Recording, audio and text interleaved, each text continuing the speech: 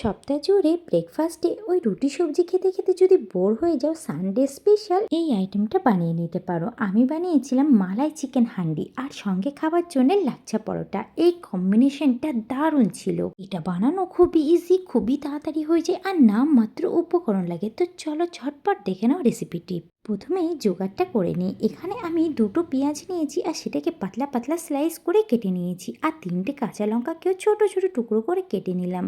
একটা পাতিলেবুর এক সাইড দিয়ে একটা স্লাইস নিয়েছি আর কিছুটা ধনেপাতাকেও কুচি করে নিয়েছি।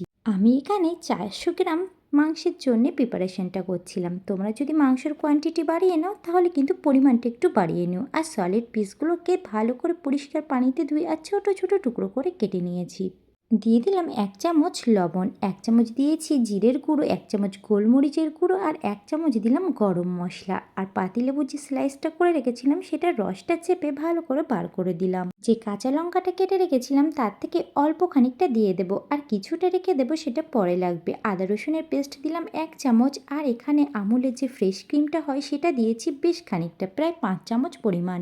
টক দই দিয়ে দিলাম 3 চামচ আর দেবো পাউডার দুধ দিয়েছি 2 চামচ। সমস্তটাকে খুব ভালোভাবে মিশিয়ে চিকেনটাকে ম্যারিনেট করে নেব আর এটাকে কমপক্ষে 1 ঘন্টা রেস্টে রেখে দেব।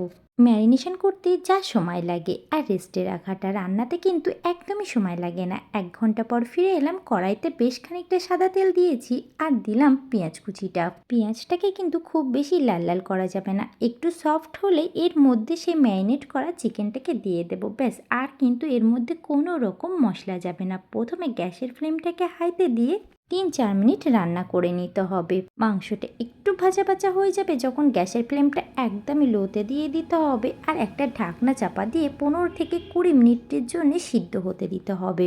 এখানে কিন্তু কোনো রকম পানির ব্যবহার করা যাবে না। চিকেন থেকে যে পরিমাণ পানিটা বার হবে লো ফ্লেমে সেটা দিয়ে চিকেনটা প্রপার সিদ্ধ হয়ে যাবে। আর এটার সঙ্গে খাওয়ার জন্য আমি কিন্তু লাচ্ছা পরোটা বানিয়ে নিয়েছি। এর ফাঁকে তোমরা আমাকে কমেন্ট করে বলো তো তোমরা আমার ভিডিওটা কোথা থেকে দেখছো, তাহলে কিন্তু আমি তোমাদেরকে থ্যাঙ্কস বলতে পারি। 15 মিনিট পরে ফিরে এলাম। চিকেনটা কিন্তু একদম সিদ্ধ হয়ে তেল ছেড়ে দিয়েছে, বেশ কিন্তু কষা কষা টাইপের হয়ে গেছে আর কতটা ক্রিমি টেক্সচার চলে এসছে। এর উপরে দিয়ে দেবো কুচনো লঙ্কা আর ধনেপাতা কুচিটা দিয়ে দেবো। বাড়তি কিন্তু আর কোনো রকম মশলা লাগবে না। রেডি হয়ে গেল মালাই চিকেন হান্ডি। কতটা ইজি, তাই না? রেসিপিটি যদি ভালো লেগে থাকে অবশ্যই প্রিয়জনদের মাঝে শেয়ার করে দিও আর লাইক কমেন্ট শেয়ার করতে কেউ ভুলো না।